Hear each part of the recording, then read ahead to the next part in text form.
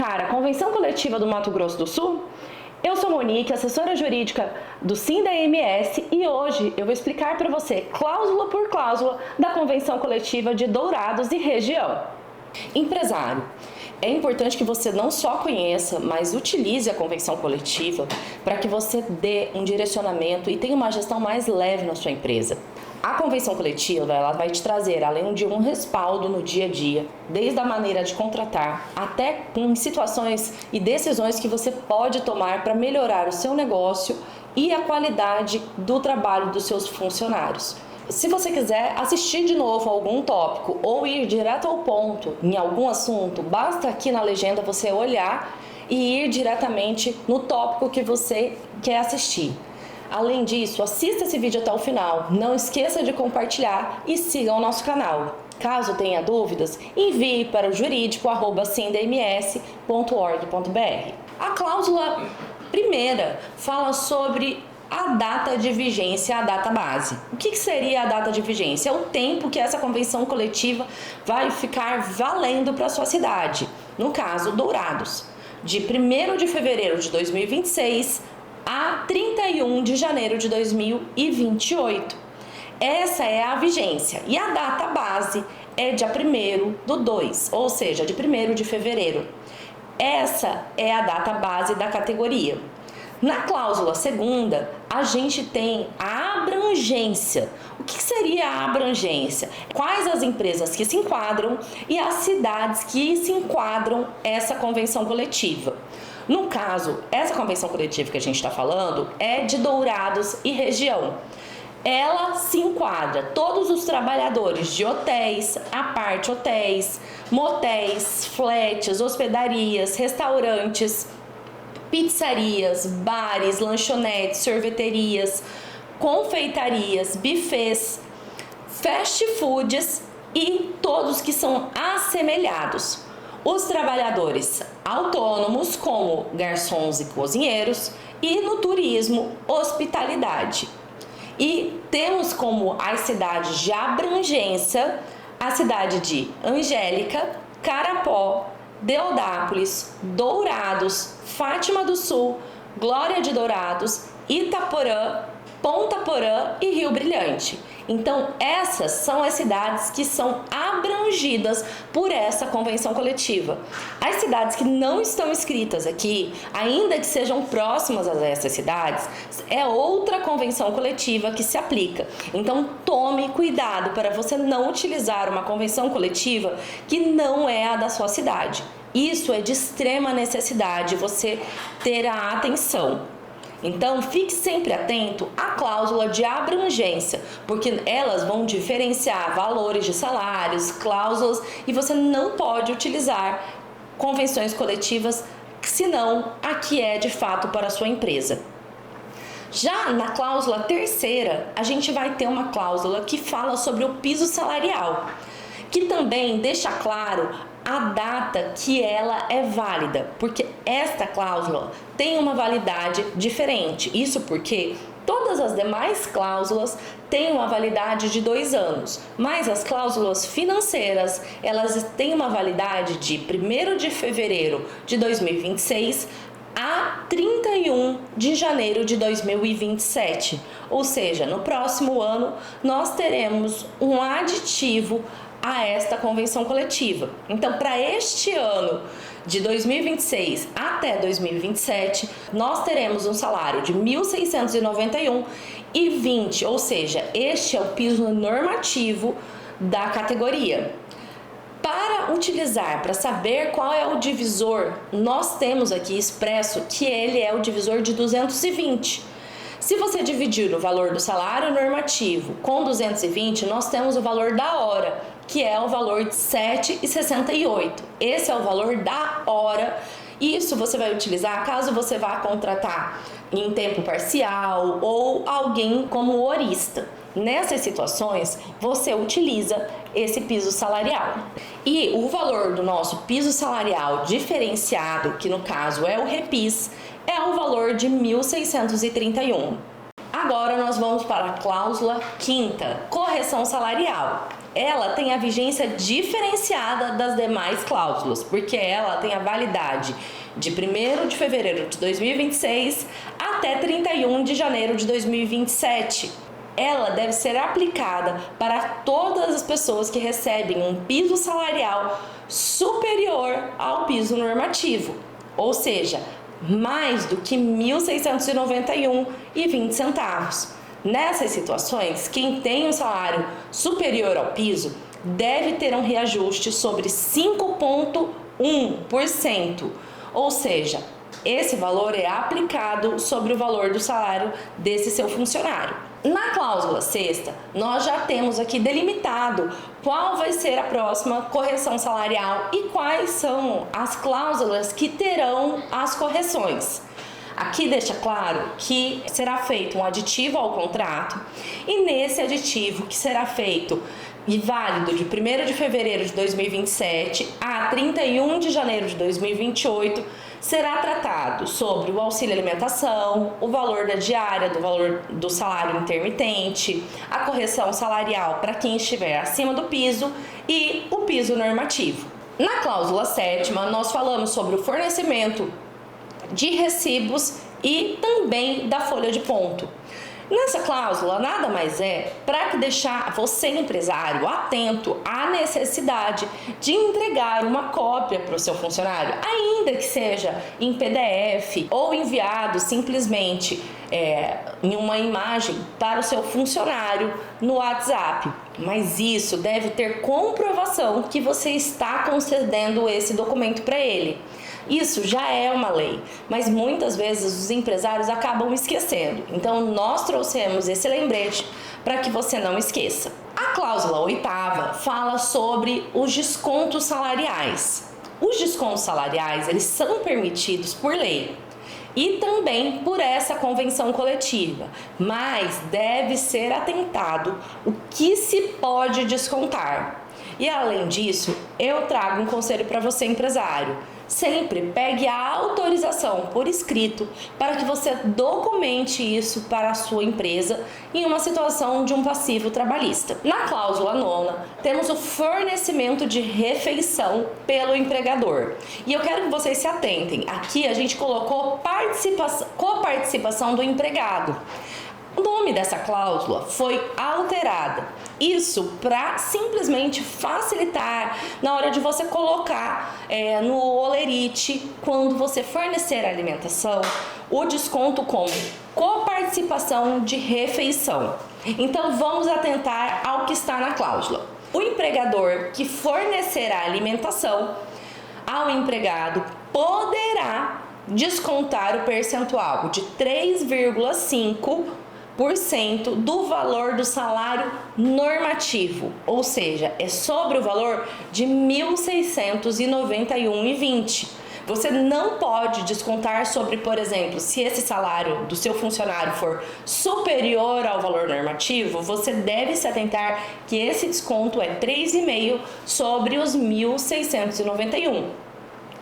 Então, é claro, aqui nós trouxemos para vocês, no parágrafo 1º dessa cláusula, a possibilidade de você optar por fazer esse desconto ou não, tá? Então, isso porque nos tribunais tinha muitas vezes julgados que falava que se não tinha essa possibilidade expressa na convenção coletiva, esse valor não poderia deixar de ser descontado. Isso porque poderia ser considerado um valor que estava integrando ao salário, ou seja, seria uma parte do salário.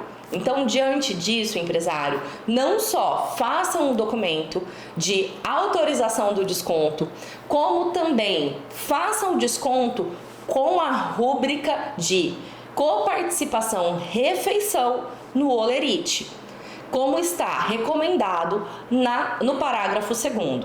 Na cláusula 10ª, nós temos a questão do risco do negócio. Essa cláusula fala que uma vez cumprida as normas que são emanadas, que são entregues, são trazidas pela empresa, que deverão sempre ser por escrito e de conhecimento de todos, as empresas não poderão descontar dos seus empregados as importâncias correspondentes a cheques devolvidos sem a devida provisão de fundos. Ou seja, se o empregado fez todo o procedimento que está nas normas da empresa, ele não pode ter descontado caso venha pegar um cheque sem fundos. A cláusula 11ª, ela fala sobre a maior remuneração. A maior remuneração, ela deve ser utilizada para a base de cálculo de férias, 13º, rescisão contratual, ou seja, as verbas rescisórias, e ela será correspondente à média mensal de todas as verbas variáveis e fixas correspondentes aos últimos 12 meses.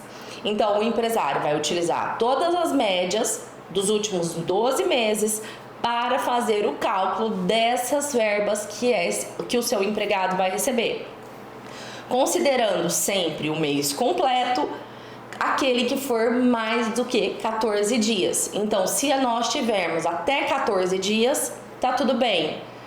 No entanto, se for menos de 14 dias, nós não utilizamos ele para a média. Na cláusula 12ª, nós temos uma cláusula importantíssima para o nosso setor, mas que você, empresário, precisa estar atento, que fala sobre cláusula de quebra de caixa. A quebra de caixa, ela não é obrigatória para o nosso setor. No entanto, se você fizer a opção de descontar do seu empregado qualquer valor que faltou no caixa, aí sim é obrigatório que você faça o pagamento de 10% ou você pode pagar até mais do que 10%. Não existe uma proibição, você pode pagar 15%, você pode pagar 13%, 20%, como você preferir. No entanto, se você fizer o desconto, é necessário que você também faça um termo de autorização e de ciência que está sendo feito o pagamento da quebra de caixa, e caso falte valores naquele caixa, naquela operação gerida pelo seu caixa, nesse caso será feito o desconto. Mas essa cláusula não acaba por aqui. Você precisa ter atenção que ela é uma verba indenizatória. O que significa isso? Que ela não compõe para cálculos de verbas rescisórias, 13º, férias, ela não compõe esses cálculos. Então, ela fica sempre de fora. Além disso, você também tem que se atentar que você só pode fazer o desconto até o valor que você paga. Então, se você paga o salário normativo a esse funcionário, R$ 1.691,20, você paga 10%, você teria um valor de R$ 169,00 de quebra de caixa sendo paga no Olerite. Então, você só pode descontar até R$ 169,00. Se o prejuízo for maior, você não pode descontar nos próximos meses. Em relação às horas extras, nós temos um percentual diferenciado da CLT.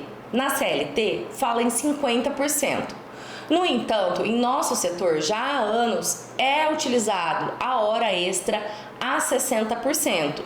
Essa hora extra, ela deve ser paga sempre que é feita uma jornada além do que é a jornada contratual. Se o seu funcionário ele é contratado para trabalhar 44 horas semanais e essas horas passarem além das 8 horas diárias que é permitida em lei, nesse caso você deve pagar em horas extras.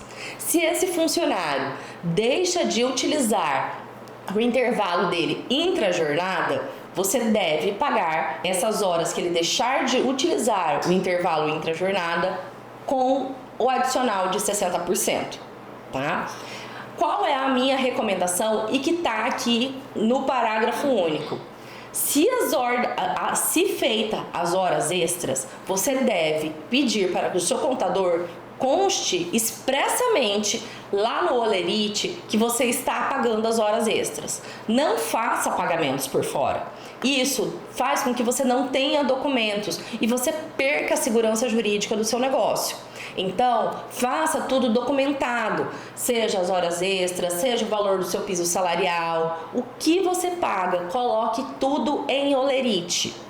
Agora, na cláusula 14ª, nós temos falando sobre o adicional noturno. O adicional noturno é uma cláusula que já tem, é um artigo que já tem na CLT.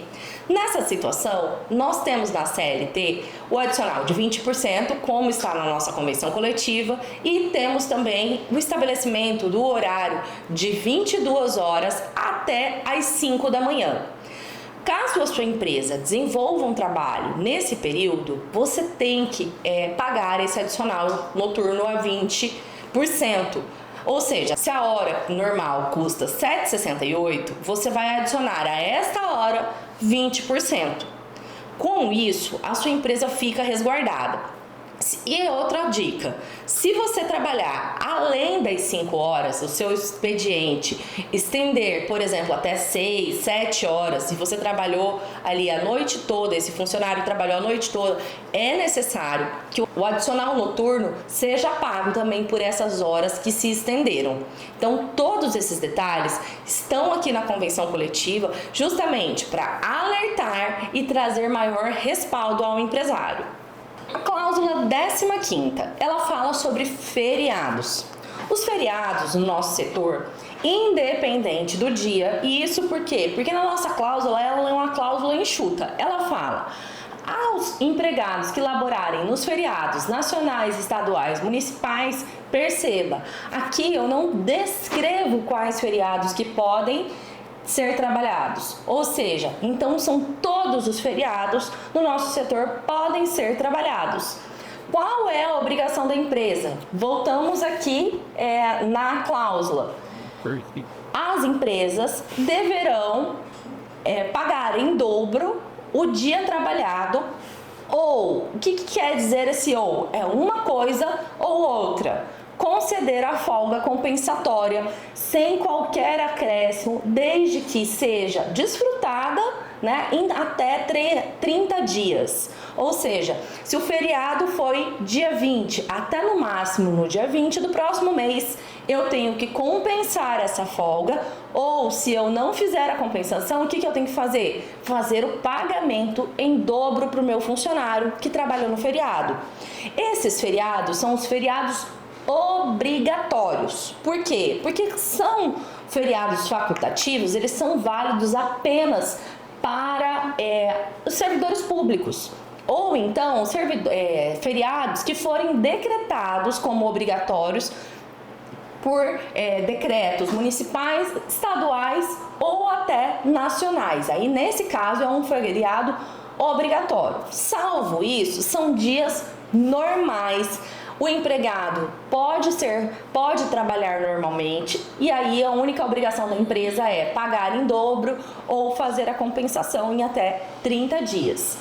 É importante entender que a empresa, para se resguardar, a gente recomenda que vocês coloquem no Olerite sempre o pagamento do feriado, com a rúbrica feriado e não escrito, por exemplo, horas extras 100%.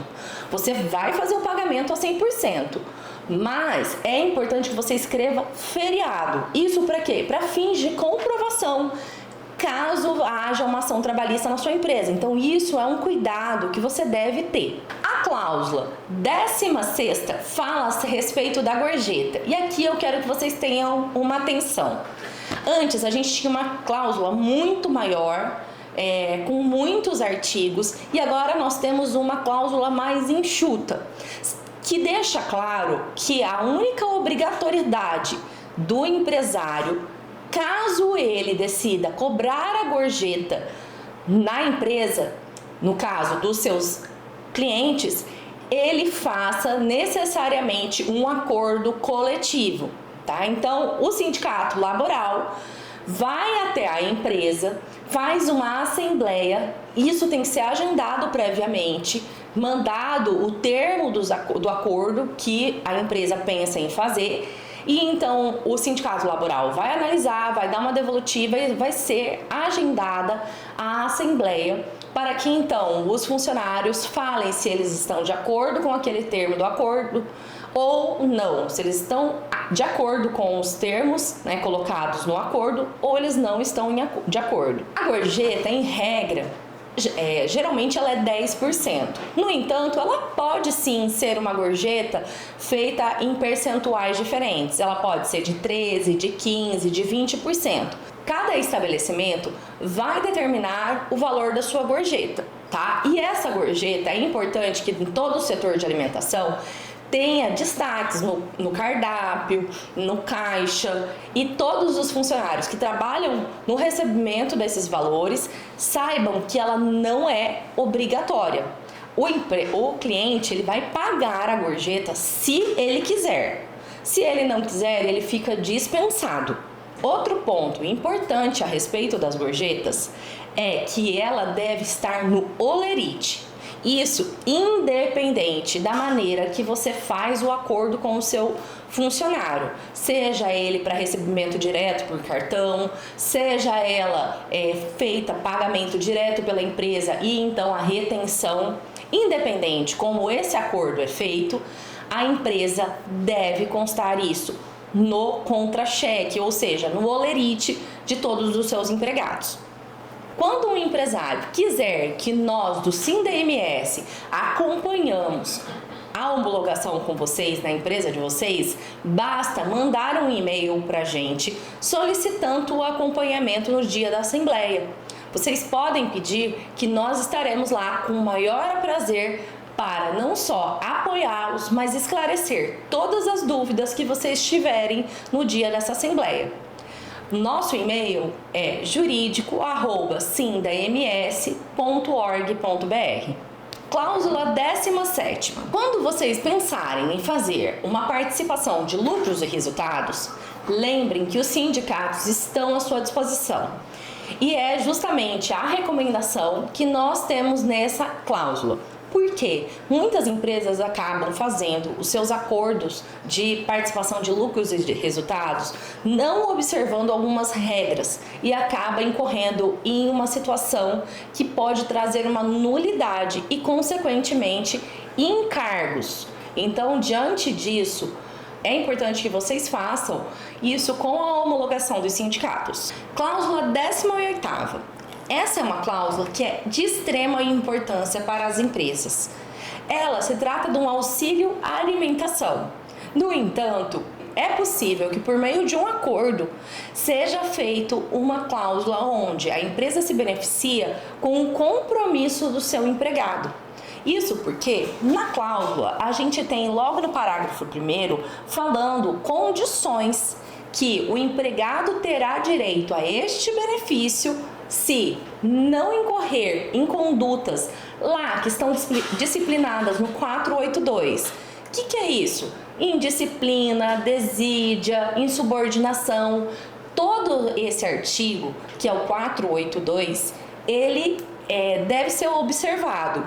Caso o seu funcionário incorra em alguma conduta dessas descritas no 482, consequentemente, ele perde o direito a este benefício.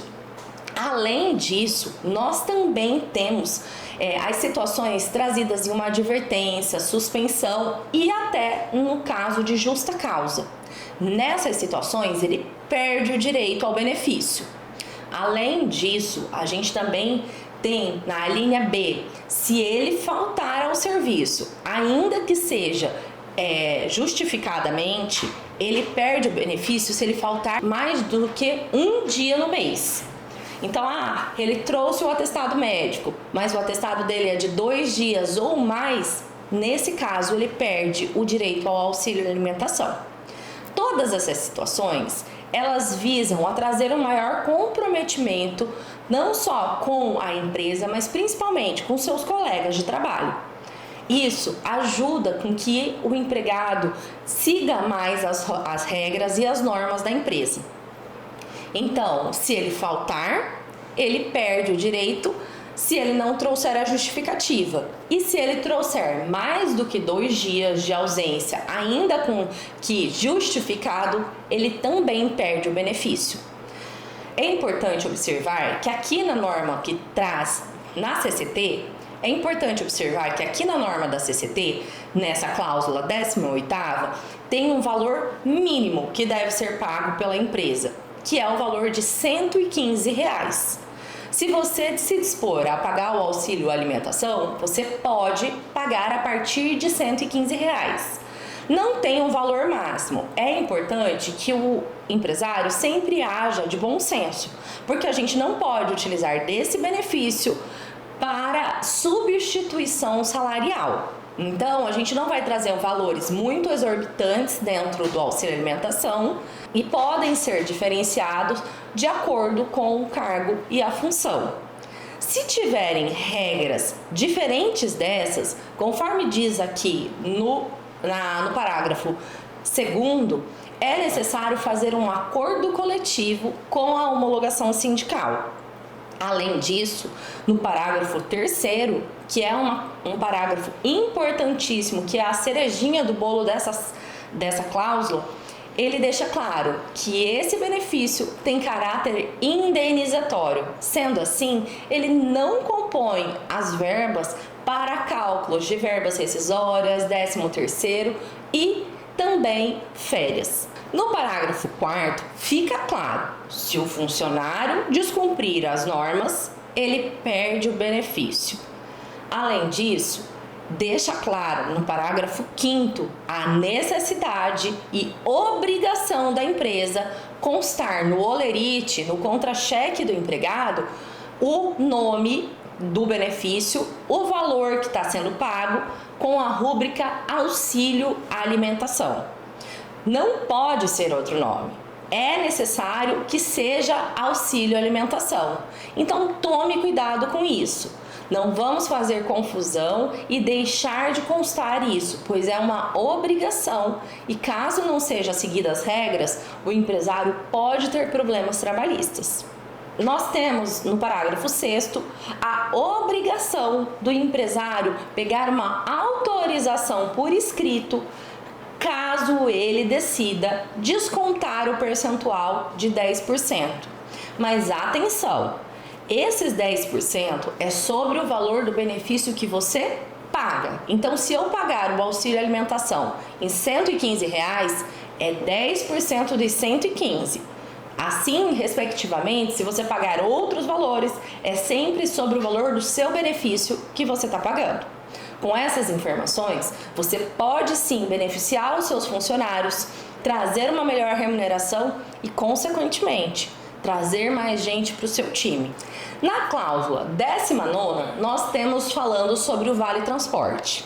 Ela vem complementar a nossa cláusula 20ª. Isso porque é uma obrigação do empresário fazer o pagamento do Vale Transporte. E ele pode fazer o desconto dos 6%.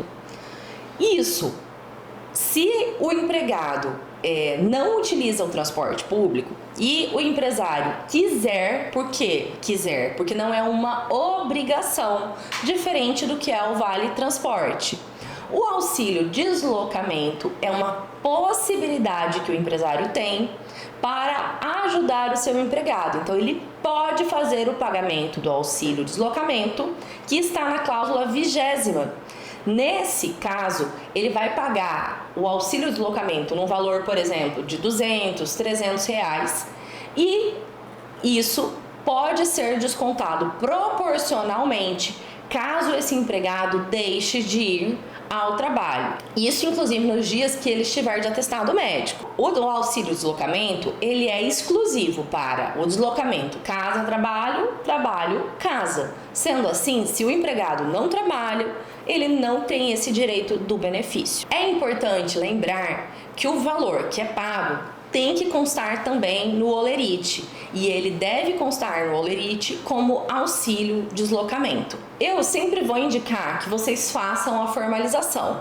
Então, no parágrafo 1º, tem que a concessão dependerá de acordo individual escrito, ou seja, você, empresário, e o seu empregado podem fazer um acordo por escrito, onde ele vai dizer que ele abre mão do vale transporte e então passa a receber então o auxílio deslocamento. Um ponto que é muito importante.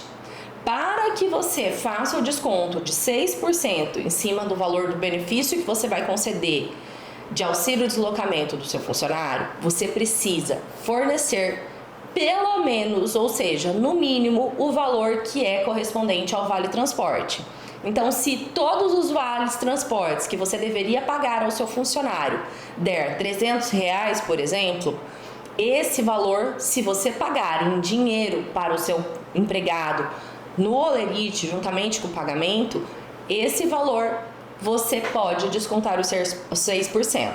Caso você não pague todo o valor do vale transporte, nessa situação você não pode descontar os 6%.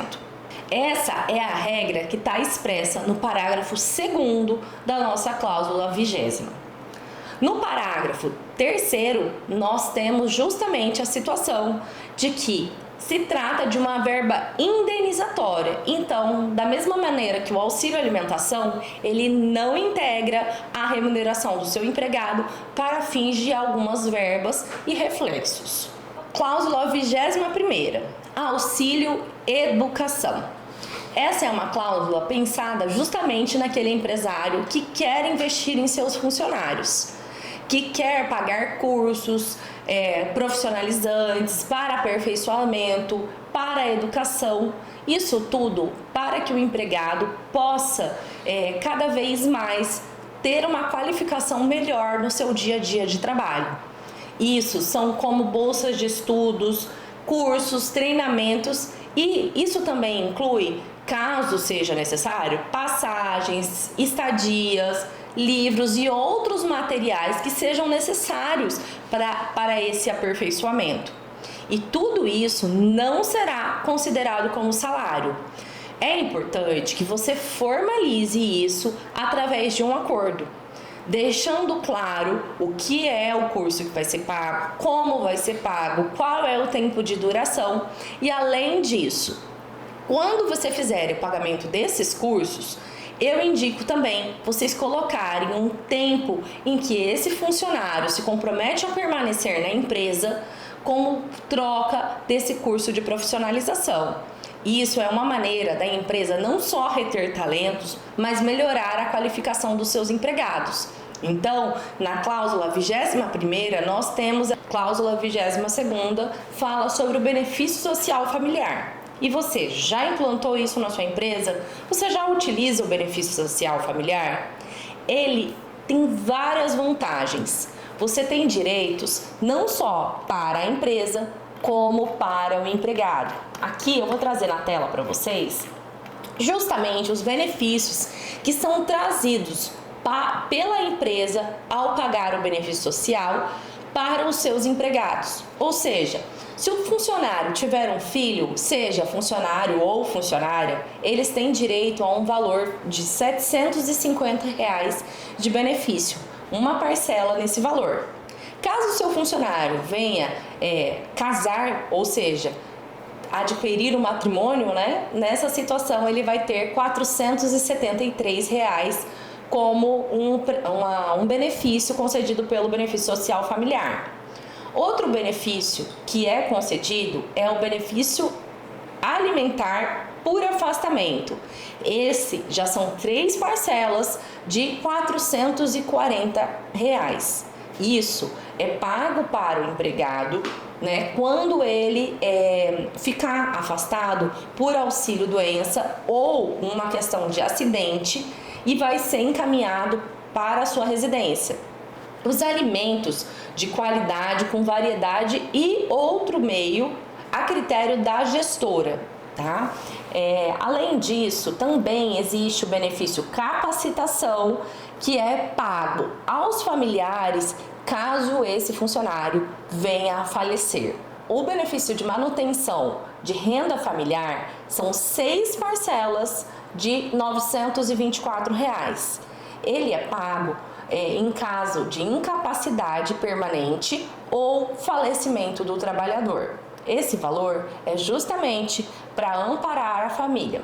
O benefício alimentar é pago em 6 parcelas de R$ 440, em caso de incapacidade permanente ou falecimento do empregado. Além disso, no caso de falecimento do empregado, também é pago um benefício de serviço funeral, no valor de R$ 4.500 para o seu empregado. Além desses benefícios, os seus funcionários podem contar com conta corrente virtual, benefício de realocação, que é disponibilizado por aplicativo sem custo de franquia de dados, inclusive onde o empregado tem acesso a uma grande rede de vagas disponíveis.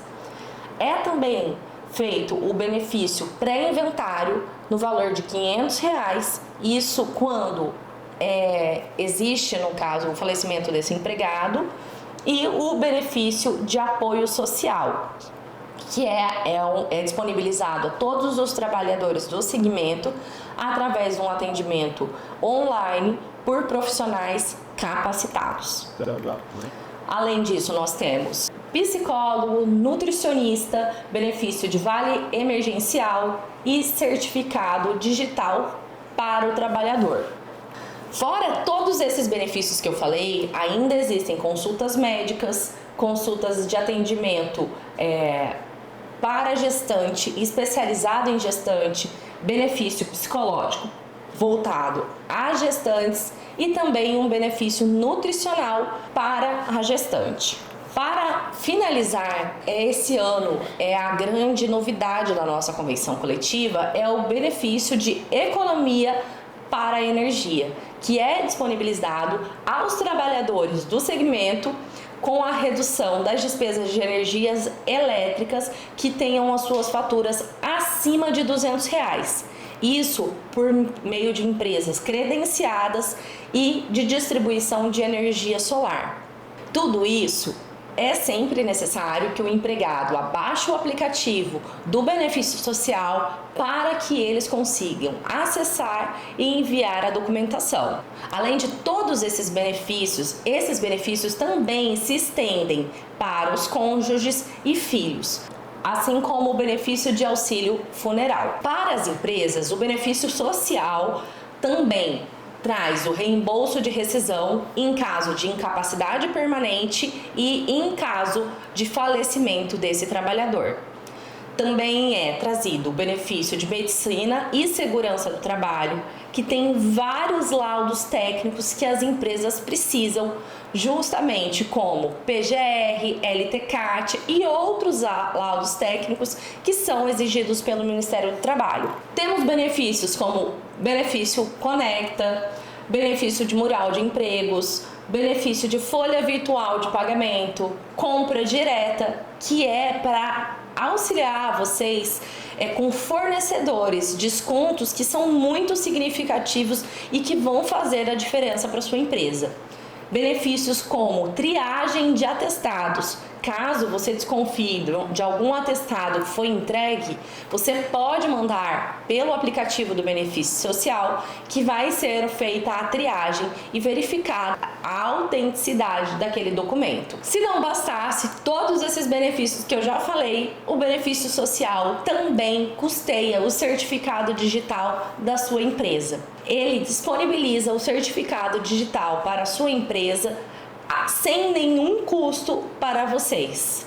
Traz também a situação cadastral da pessoa física, que é disponibilizada para as empresas do segmento. Consulta de situação cadastral de pessoa física, redução de custo por energia sustentável, ou seja, será disponibilizado à empresa o fornecimento de energia elétrica através de uma empresa legalmente credenciada no mercado para empresas que possuem uma despesa com energia acima de R$4.000 por mês. Ou seja, nesse caso, sem restrições de serviço de proteção de crédito, com acesso à internet pública ou privada, nas proximidades e conformidades da norma da Anatel.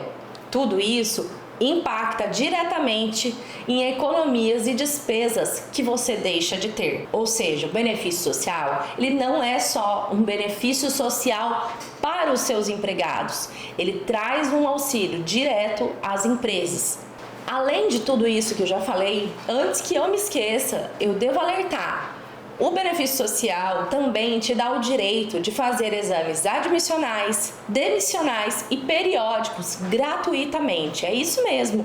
Esses exames cotidianos que vocês fazem todos os dias ou muito rotineiramente na sua empresa, eles são gratuitos pelo benefício social. E tudo isso pelo valor de R$ 36,77 por cada funcionário. Ou seja, com tantos benefícios que vocês têm, esse valor acaba se pagando de maneira muito fácil. Então, não só aproveitem, mas desfrutem do benefício social. Caso você queira ver de maneira comparativa, nós temos ainda na convenção coletiva uma tabela comparativa dos custos que nós temos se contratarmos as empresas diretamente ou utilizando o benefício social. Então, aqui, por exemplo, numa medicina de segurança do trabalho, os custos estimados por mês é no mínimo de R$ 34,37, sendo que no benefício social você tem uma diversidade de benefícios, isso apenas por R$ 36,67.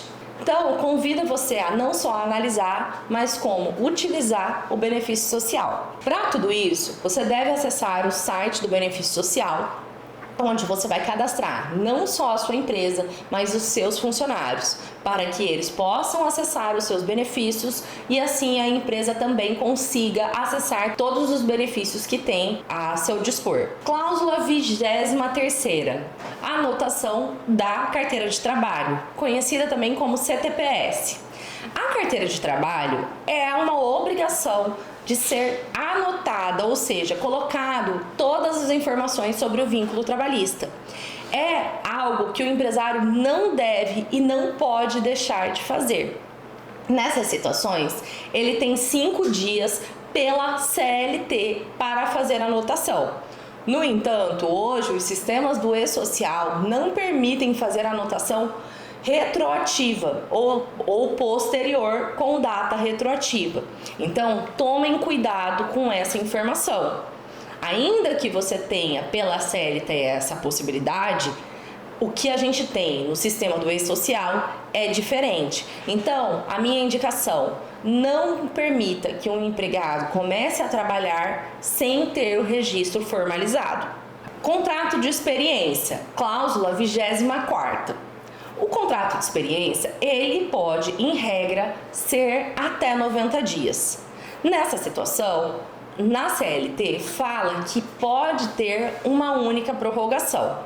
No entanto, como nós não temos nenhuma proibição para que essa norma de prorrogações seja alterada, você pode fazer um contrato de experiência com as prorrogações diferenciadas, podendo ser divididas em 2 ou até 3 períodos.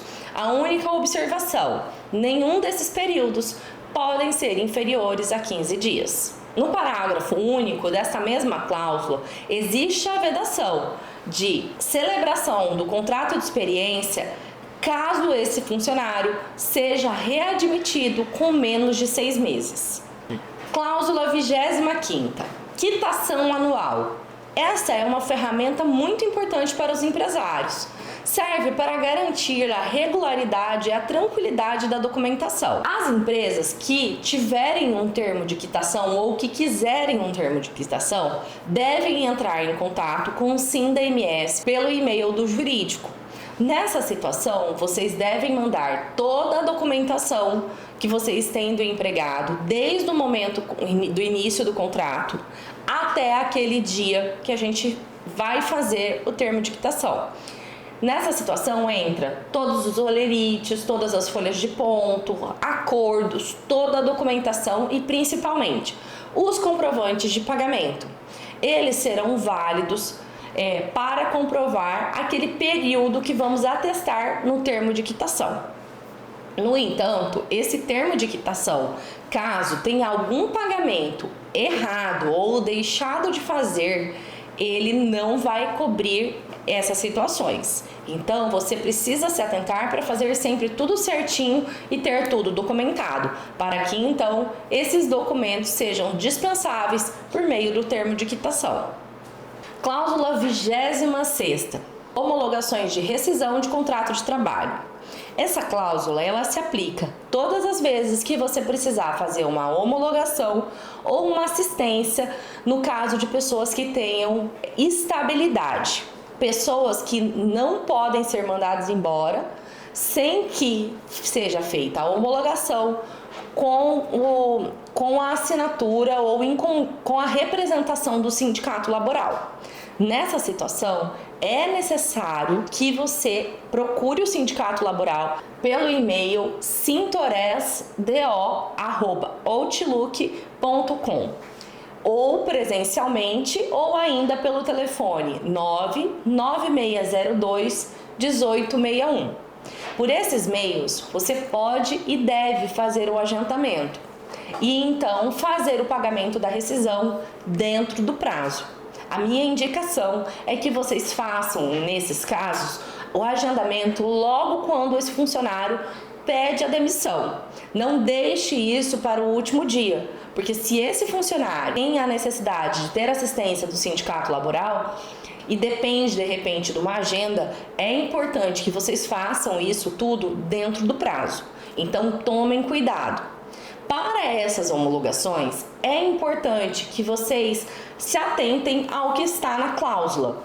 Tá? Ela deve ser feita até ao 10º dia útil após o término do contrato, até o 10º dia contando da notificação da demissão. Deve constar a carteira de trabalho, livro e ficha de registro, aviso prévio, exame demissional, termo de rescisão com 5 vias, comprovante do depósito de rescisão se já tiver sido feito, mas não deixe de fazer no prazo.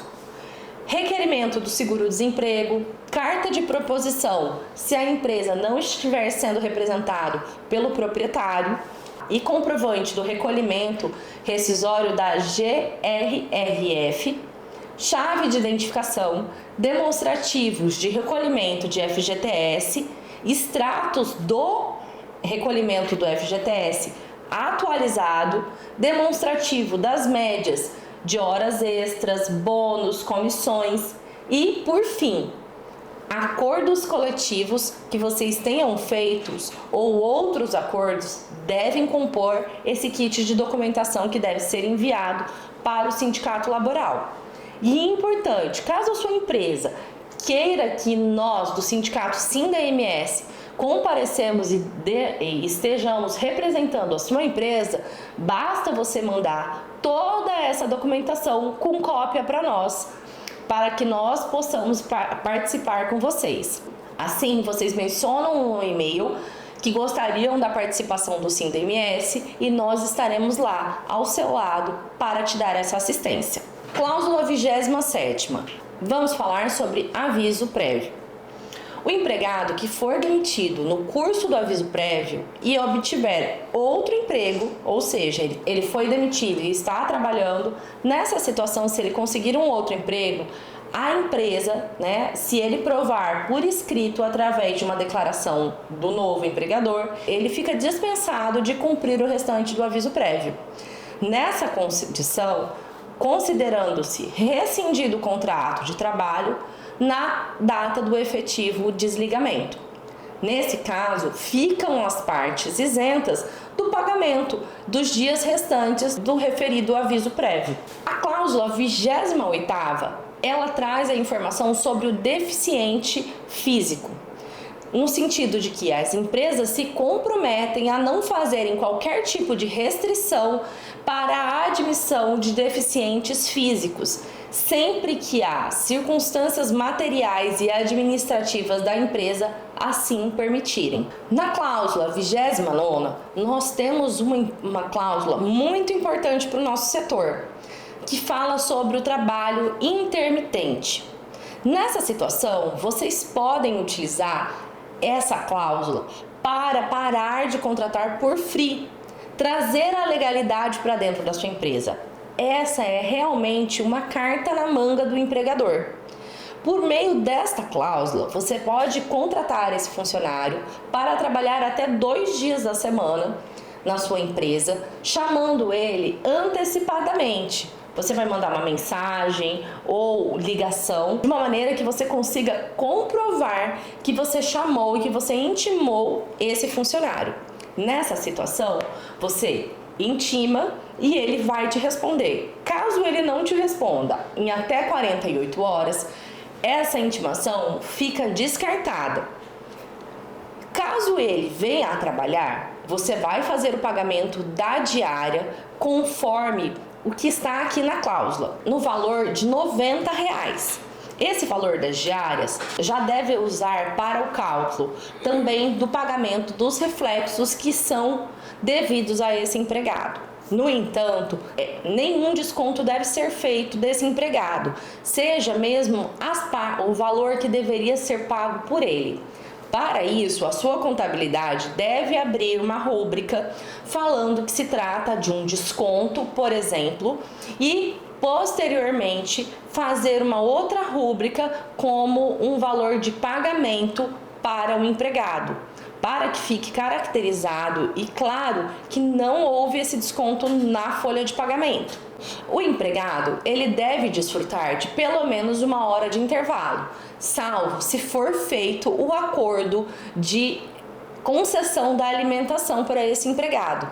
Nessa situação, se a empresa conceder a alimentação, ela pode suprimir o intervalo para 30 minutos. Nessa situação, não é considerada a supressão, e sim a concessão de um benefício. Além disso, se for necessário, a empresa pode fazer um intervalo entre a jornada, ou seja, para descanso de alimentação, de até 6 horas. Com o trabalho intermitente, diante de todos esses regramentos, você pode e deve regularizar a sua empresa, evitar a contratação de freelancers, ou seja, de diárias. Com esse trabalho intermitente, o seu empregado fica assegurado, tem direito aos benefícios do INSS, de FGTS e caso seja feita a rescisão, os pagamentos são feitos todos de maneira proporcional pela empresa. Então, não há motivos para a contratação de maneira ilegal, que só trazem riscos e passivos trabalhistas para sua empresa. A cláusula 30ª, ela traz para a gente a redação sobre a jornada por tempo parcial.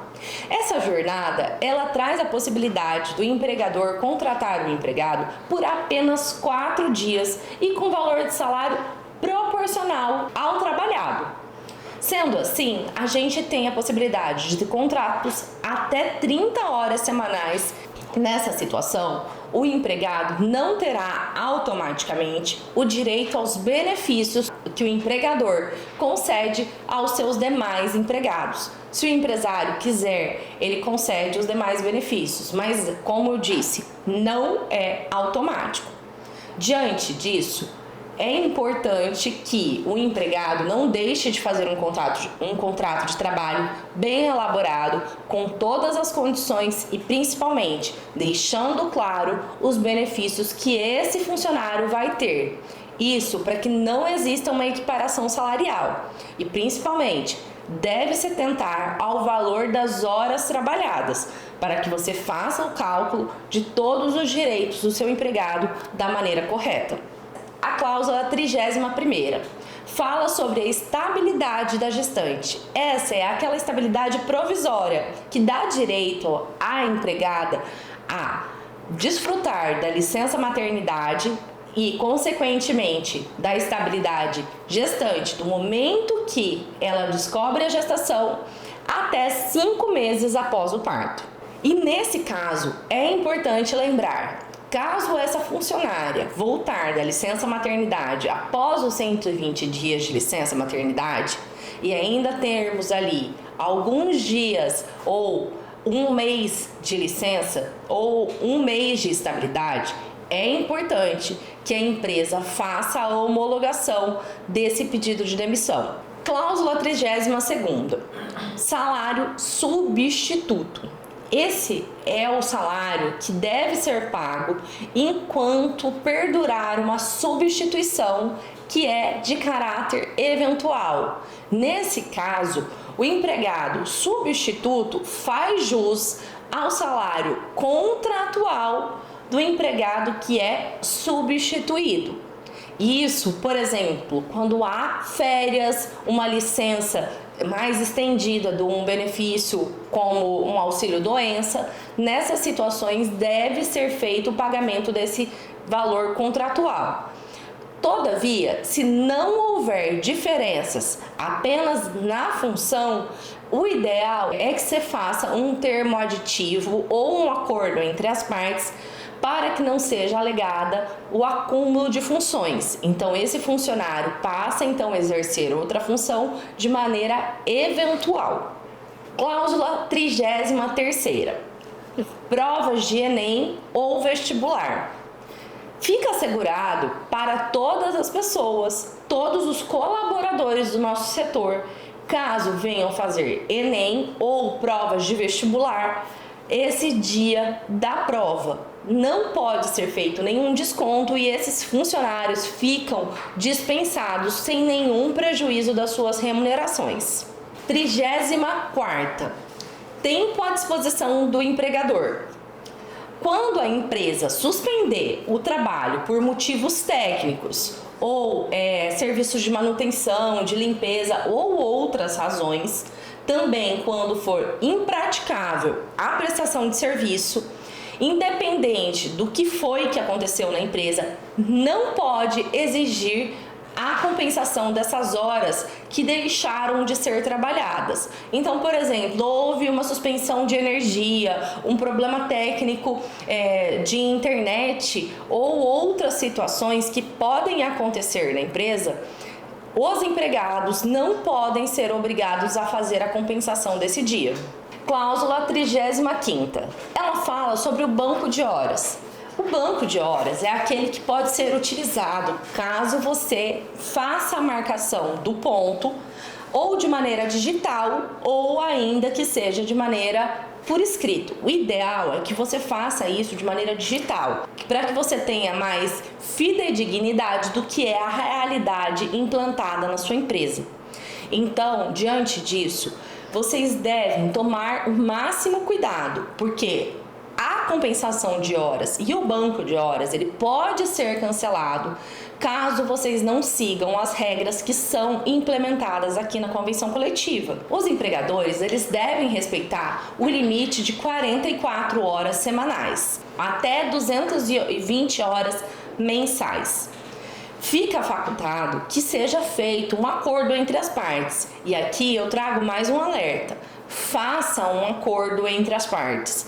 Um acordo escrito individual entre empregado e empresa, onde vai ser colocada as normas, tanto de compensação como também da marcação do banco de horas. Deve ser estabelecida uma jornada qual esse funcionário vai executar, seja uma jornada especial de trabalho, reduzida, compensada, 12/36, flexível, seja qual for.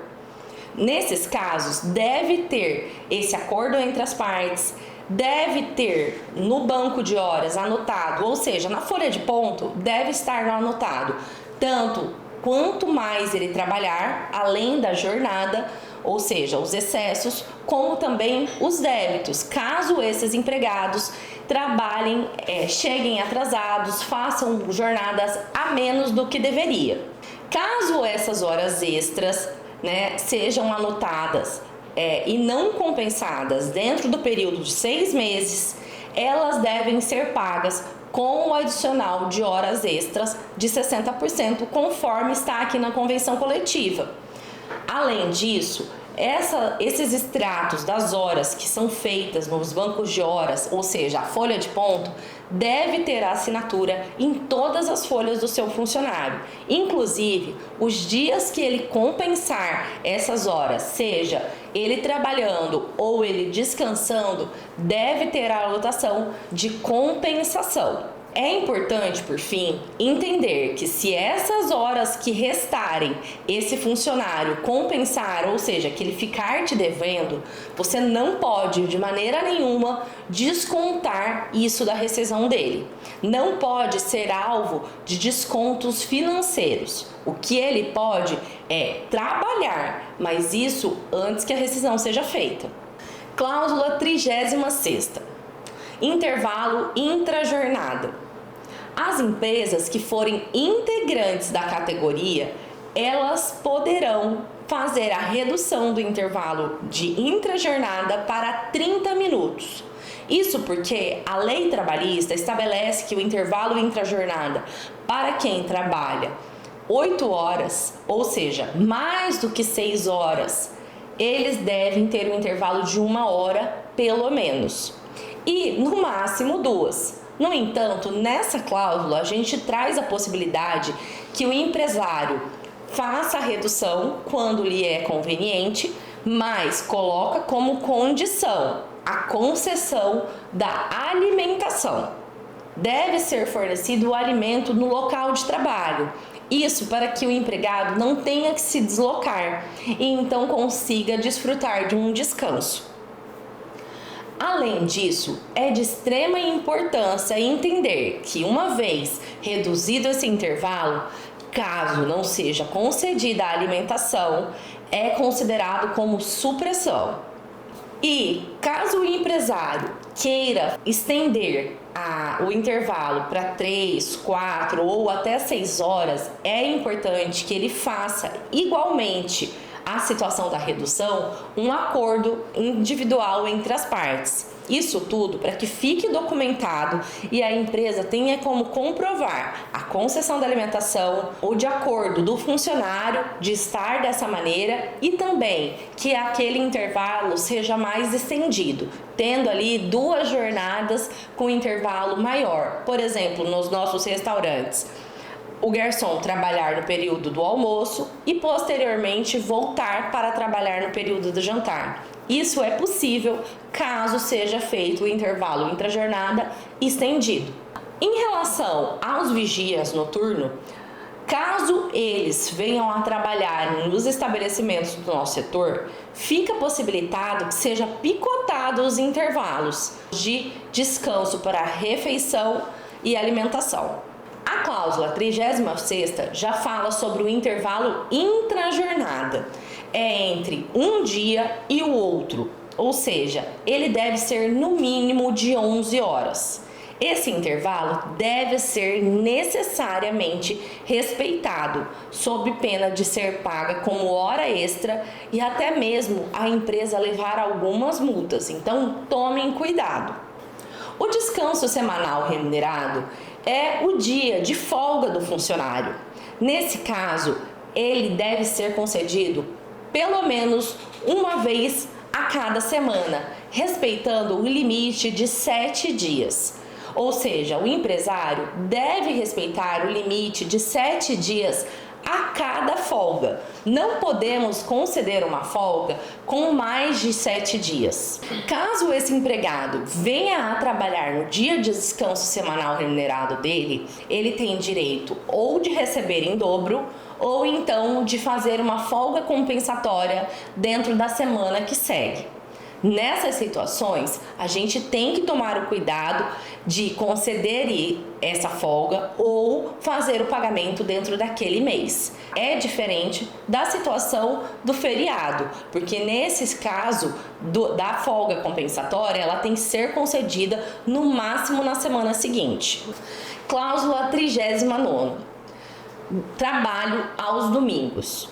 O trabalho aos domingos no nosso setor, considerando a especificidade do setor, que é o trabalho em sua maioria, de que muitas vezes o trabalho aos finais de semana é muito mais intenso, é possível que o trabalho ocorra aos domingos. No entanto, é necessário que, independente do gênero do seu empregado, seja concedida pelo menos uma folga aos domingos no mês.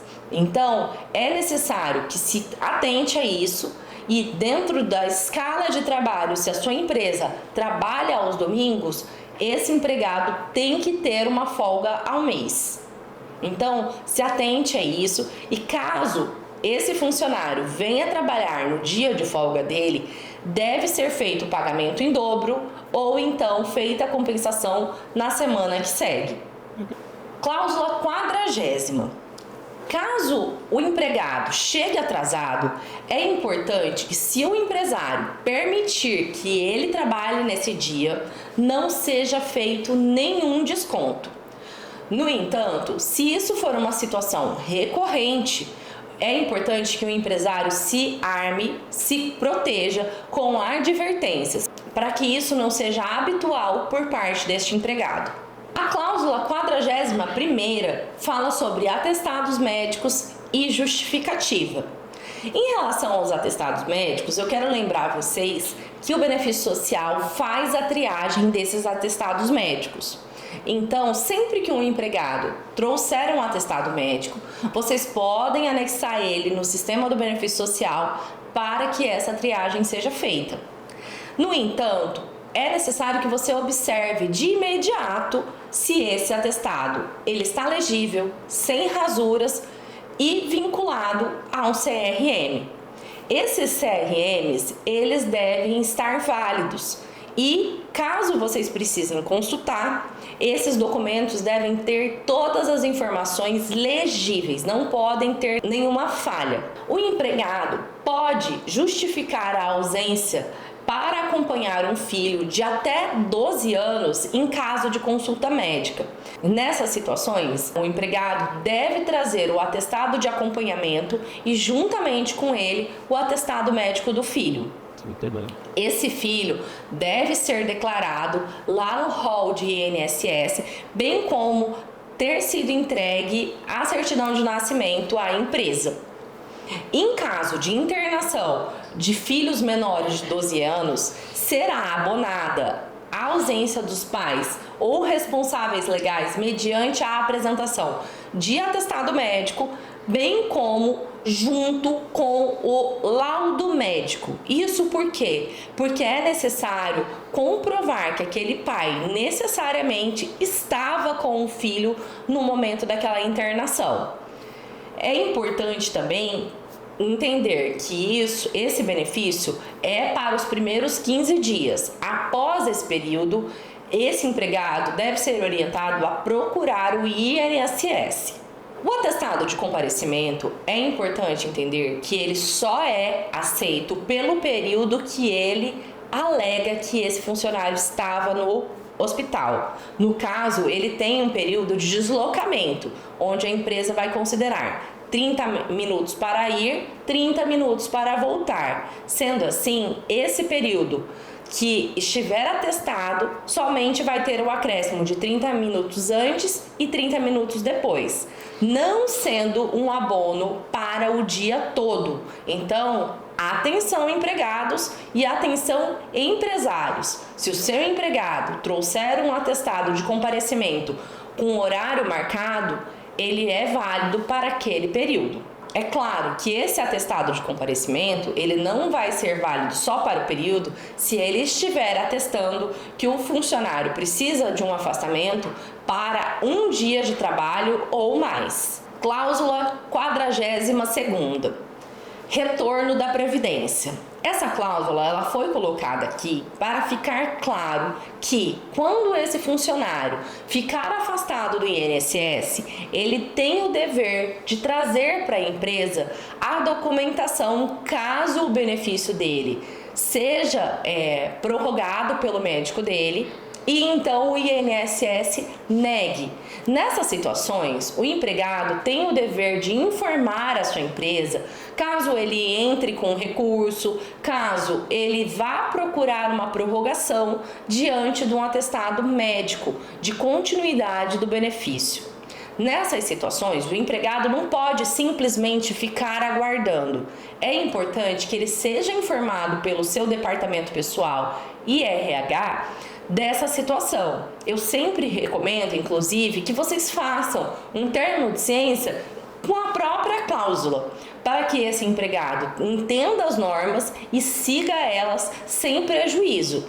Porque caso ele simplesmente não compareça na empresa sem a justificativa, pode ser considerado abandono de emprego. Nessas situações, a empresa deve se precaver, fazendo as notificações para que ele justifique a sua ausência. Caso no período de retorno do INSS, ele não retorne. E ainda assim, caso o empregado traga um atestado com a prorrogação da licença, nessa situação é importante que você, empresário, o conduza para o médico do trabalho, para que ele possa avaliar e então te dar um feedback a respeito de se ele está ou não apto para retornar. Ele não estando apto, é importante que ele, se o INSS negou o benefício, entre com uma ação e você não faça os descontos caso ele não possa voltar a trabalhar naquele período. 43ª, fornecimento de equipamentos de proteção. O equipamento de proteção não deve ser só fornecido pela empresa, mas deve ser vistoriado. E aqui uma dica muito importante: nunca entreguem o equipamento de proteção sem darem ao seu empregado um recibo de entrega daquele equipamento. É de extrema importância que as empresas tenham um comprovante de entrega do equipamento de proteção. Isso porque, se em algum momento for alegada uma insalubridade, a empresa tem como comprovar que fez e cumpriu todas as obrigações que ela tinha. A empresa tem o dever do cuidado pela saúde do empregado dele. Sendo assim, esses recibos, esses documentos são essenciais para as empresas. É importante que nesse recibo você também coloque o valor daquele equipamento de proteção. Caso o empregado venha danificar, estragar ou perder esse equipamento de proteção, você pode cobrar dele esse valor se for mostrada a negligência desse empregado. Fornecimento de uniforme. Cláusula 44ª. Os empregadores que quiserem que os seus empregados utilizem o uniforme, eles devem entregar as peças do vestuário que eles entendem como um uniforme. Esses fornecimentos, assim como do equipamento de proteção, devem ocorrer de maneira gratuita. No entanto, caso esse funcionário danifique esse uniforme ou equipamento de proteção, eles podem ser responsabilizados ao pagamento desse equipamento de proteção ou uniforme conforme o termo de recebimento. Ou seja, no termo de recebimento, você deve constar o valor de cada uma das peças do uniforme que foi concedida a esse empregado. Nessa situação, a sua empresa fica respaldada e não tem o risco de passivos trabalhistas. Cláusula 45ª.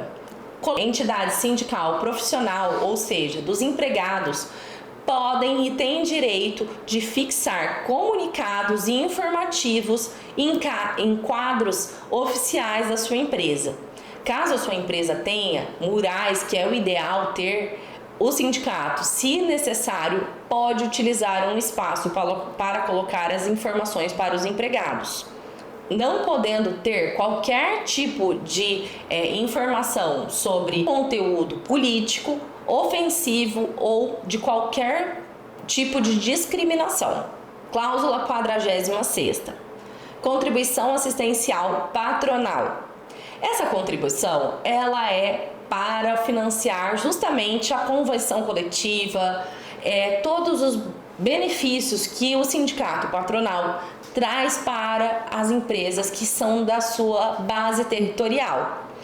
Diante disso, a contribuição assistencial, ela deve ser paga até dia 30 de junho do ano de 2026 e do ano de 2027. Nessa situação, as contribuições assistenciais patronais, elas são proporcionais à quantidade de funcionários. Caso você tenha até 7 empregados, você vai pagar 25% do salário normativo. Se você tiver de 8 a 15 funcionários, você vai pagar 45% do salário normativo. Já se você tiver de 16 a 45 funcionários, seria 65% do salário normativo. A partir de 46 funcionários até 89 é o valor de um salário normativo. Mais do que 90 funcionários, aí deve ser pago 150%, ou seja, um salário e meio do salário normativo. As guias para o recolhimento da contribuição assistencial patronal, elas devem ser por meio de depósito junto à conta do Banco Sicredi, agência 0911, conta corrente 869655, do Sindicato Patronal de Hospedagem e Alimentação do Mato Grosso do Sul. Esse depósito deve ser feito e, consequentemente, enviado o comprovante por e-mail do financeiro@sindams.org.br.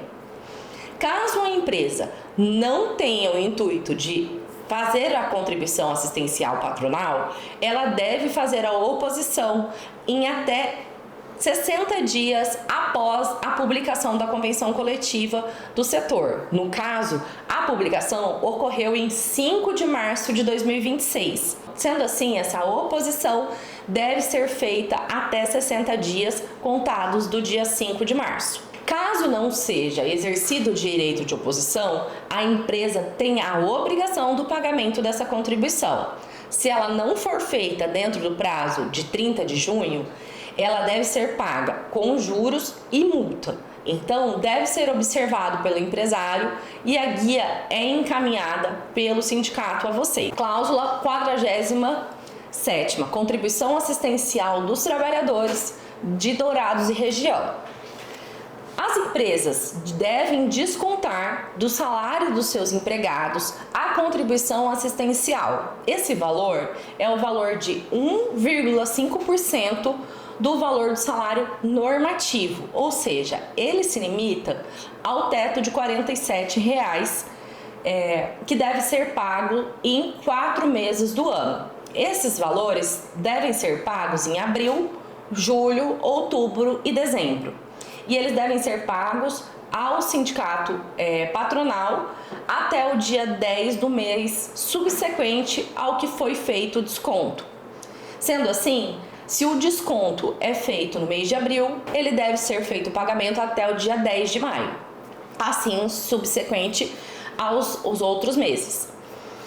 Em relação à contribuição assistencial, caso haja um atraso e não seja feito o pagamento dessas contribuições aos meses relacionados, isso acarretará uma multa de 2% e juros de 1% ao mês. Caso esse empregado não queira sofrer esses descontos da contribuição assistencial dos trabalhadores, ele deve fazer o direito de oposição dentro do prazo que é estabelecido aqui na convenção coletiva. Ou seja, deve ser exercido no prazo de 30 dias, mediante comunicação escrita ao sindicato patronal, podendo ser realizada por meio físico ou eletrônico. Nessa situação, com o direito de oposição feito, o empregado deve trazer o comprovante dessa oposição para a empresa, para que então ela deixe de fazer esses recolhimentos ao sindicato laboral. Além dessas 4 parcelas, também é devida a contribuição assistencial dos trabalhadores referente ao 13º e deve ser pago até o dia 20 de dezembro. Cláusula 48ª, curso no sindicato. No decorrer do curso que o sindicato promover, e as empresas poderão conceder estágios aos estudantes na forma da lei. Em relação à cláusula 49ª, a gente fala sobre a competência. onde os litígios que são relativos a esse acordo, né, e essa convenção coletiva, bem como outras dúvidas que forem decorrentes de omissões desse termo de acordo, devem ser todos verificados junto à Justiça do Trabalho. Cláusula 50ª, dissídio coletivo. Muitas pessoas confundem e falam que a convenção se chama de dissídio, mas dissídio é a ação que é movida por um dos sindicatos quando os sindicatos o sindicato laboral e o sindicato patronal não chegam a um acordo coletivo. Então, um dos sindicatos move essa ação e então essa ação é processada junto à Justiça do Trabalho. Nessa situação, as empresas ficam respaldadas pela convenção coletiva até que esse dissídio coletivo seja validado e então tenha uma nova norma coletiva. Cláusula 51ª, multa por descumprimento da convenção coletiva. A infração de qualquer cláusula dessa convenção coletiva, caso ocorra, ela acaba incidindo uma multa de 1 salário do piso normativo. Sendo assim, tomem cuidado, empresários. Caso vocês venham a descumprir qualquer uma dessas cláusulas, não pagando as horas extras, não fazendo o acordo de compensação da maneira correta, isso tudo faz com que incida a multa pelo descumprimento da convenção coletiva. A cláusula 52ª fala sobre planos odontológicos.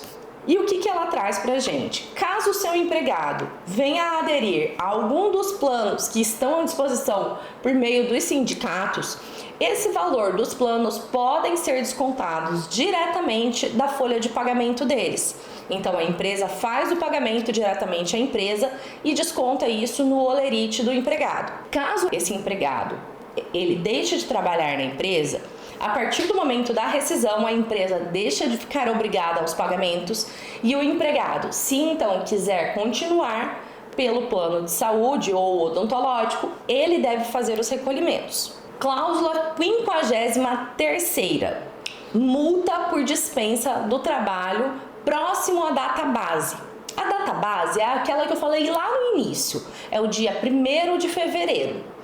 Caso esse empregador faça a opção de fazer a demissão desse empregado nos 30 dias que antecedem a data base, nessa situação ele tem o dever de pagar uma multa indenizatória no valor de 1 salário normativo para o empregado, salvo, é claro, se for decorrente de justa causa essa demissão. Aqui a gente termina toda a revisão da convenção coletiva. Nós falamos de todas as cláusulas.